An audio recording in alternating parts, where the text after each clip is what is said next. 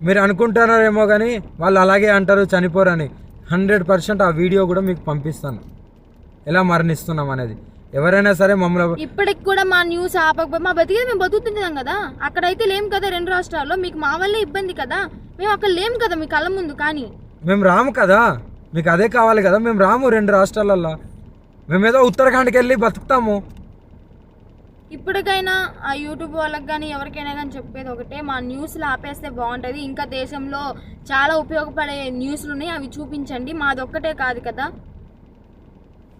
ఇప్పటికైనా ఆపుతారని చెప్పి 2 ప్రాణాలని తీసుకోవాలనుకుంటే ఇంకా చేసుకోండి. ఇంకా చూసి ఈ వారం రోజులలోనో ఇంకా ఈ 2-3 రోజులలోనో చూస్తాము, లేకుంటే డైరెక్ట్ దహనం అయిపోతాము.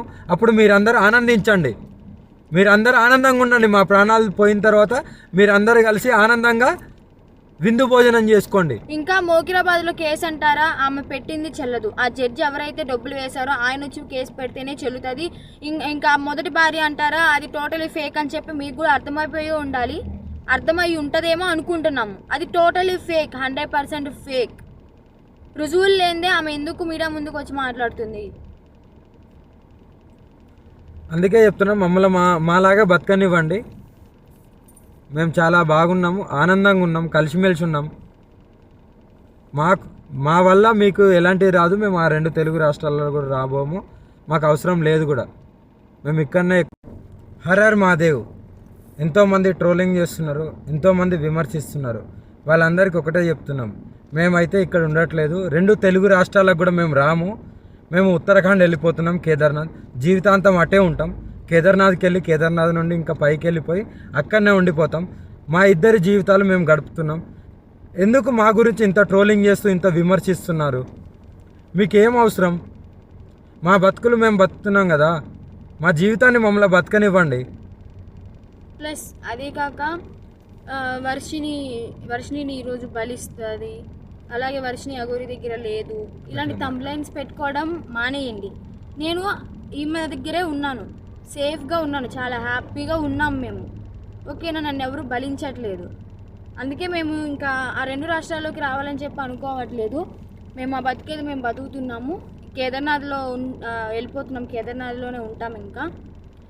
సో ఇంకా ఎందుకు ఛానల్స్ అన్నీ మీడియా వాళ్ళందరూ ఎందుకు మా మ్యాటర్ ఒక్కటే పట్టుకున్నారు? ఇంక దేశంలో ఏమీ లేవా?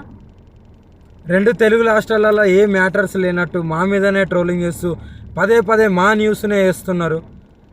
చెప్తున్నాం కదా, మా దగ్గరికి ఎవరన్నా వచ్చినా సరే, చెప్పమ్మా, మా దగ్గరికి ఎవరు వచ్చినా సరే మేము మా ప్రాణాలు వదలడానికి కూడా సిద్ధంగా ఉన్నాము. వదిలేస్తామని ఫిక్స్ కూడా అయిపోయినాం. పెట్రోల్ కూడా రెడీగా ఉంది. మా బతుకులు మమ్మల్ని బతకనివ్వండి.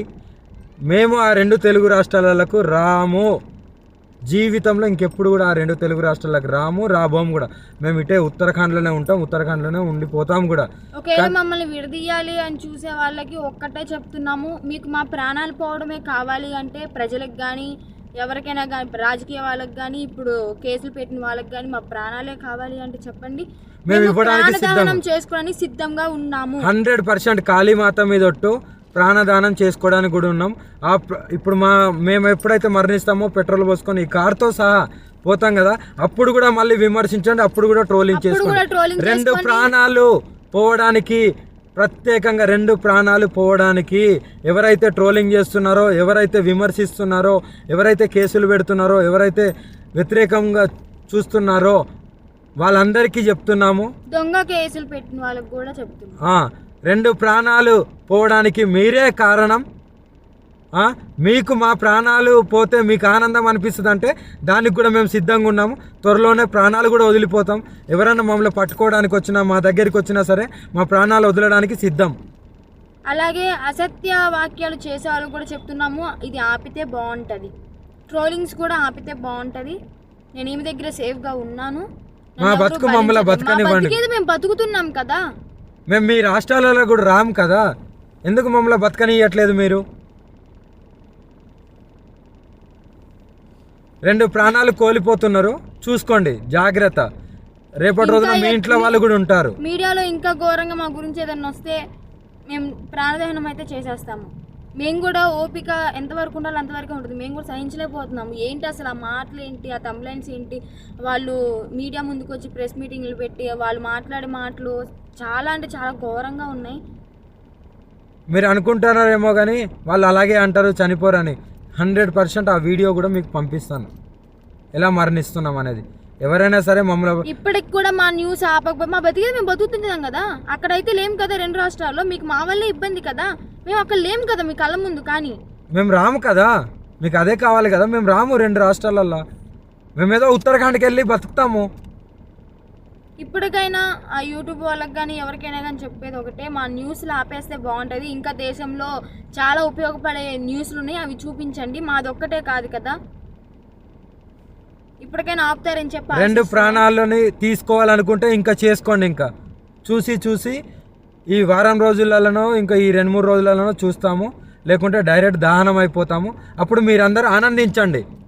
మీరందరూ ఆనందంగా ఉండండి. మా ప్రాణాలు పోయిన తర్వాత మీరందరూ కలిసి ఆనందంగా విందు భోజనం చేసుకోండి. ఇంకా మోకిరాబాద్లో కేసు అంటారా, ఆమె పెట్టింది చెల్లదు. ఆ జడ్జి ఎవరైతే డబ్బులు వేశారో ఆయన వచ్చి కేసు పెడితేనే చెల్లుతుంది. ఇంకా మొదటి భార్య అంటారా, అది టోటలీ ఫేక్ అని చెప్పి మీకు కూడా అర్థమైపోయి ఉండాలి. అర్థమై ఉంటుందేమో అనుకుంటున్నాము. అది టోటలీ ఫేక్, 100% ఫేక్. రుజువులు లేనిదే ఆమె ఎందుకు మీడియా ముందుకు వచ్చి మాట్లాడుతుంది? అందుకే చెప్తున్నాం, మమ్మల్ని మాలాగా బతకనివ్వండి.